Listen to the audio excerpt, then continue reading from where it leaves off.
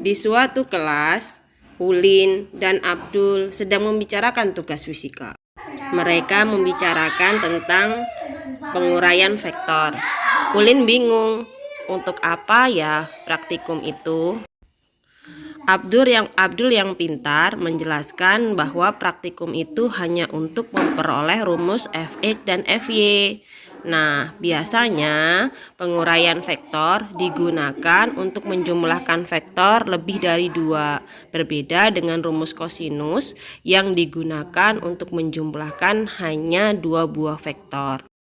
Lebih lanjut, Abdul menjelaskan bahwa setiap vektor harus diuraikan menjadi Fx dan Fy. Jika ada 3 vektor, maka Fx-nya ada 3, kemudian dijumlahkan. Begitu juga dengan Fy-nya ada 3 buah vektor, kemudian dijumlahkan dan dicari resultannya dengan cara R kuadrat sama dengan Rx kuadrat ditambah Ry kuadrat, keduanya diakarkan. Abdul menjelaskan kepada Ulin dengan sebuah contoh soal. Ada 3 buah vektor, F1 10 Newton membentuk sudut 60 derajat, F2 10 Newton membentuk sudut 60 derajat juga dengan sumbu X, dan F3 yang berada di sumbu Y negatif sebesar 20 akar 3 Newton. Maka dicari dulu F1X dengan rumus F1 cos 60, F2X F2 cos 60, dan F3X itu bernilai 0 karena hanya ada di sumbu X saja.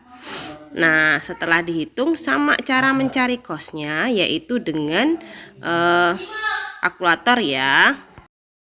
Selanjutnya dicari Rx. Di situ karena ada 3 vektor, maka F1x min F2x. Kenapa F2 bernilai min? Karena berada di sumbu X negatif. Ditambah F3x 5 Newton dari perhitungan di atas, min 5 Newton plus 0 sama dengan 0.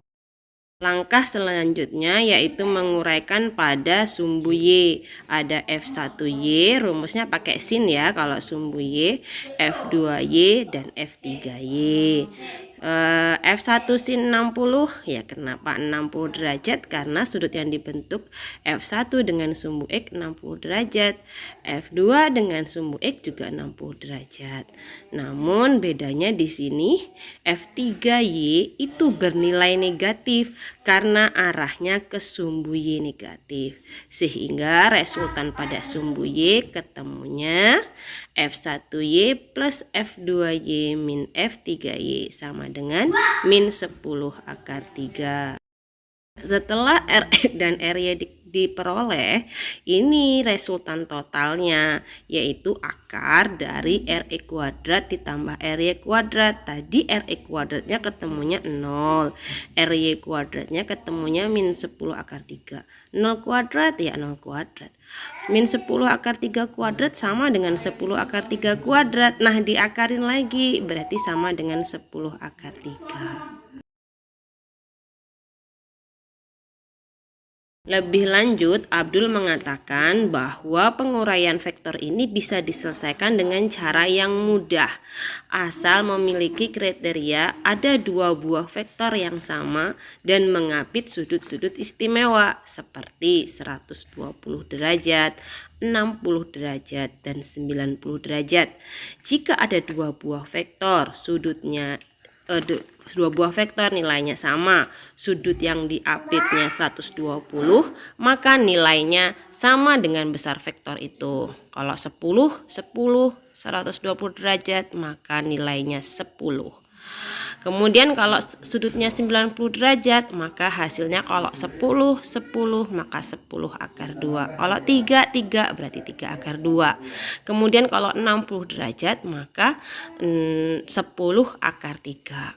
Maka F1 dan F2 perhatikan, di antara mereka terbentuklah sudut 60 derajat, kan sisanya 30 tambah 30 derajat tuh, jadinya 60. Maka resultan F1 dan F2 adalah 10 akar 3. 10 akar 3 arahnya ke atas karena F1 dan F2 arahnya semuanya ke atas.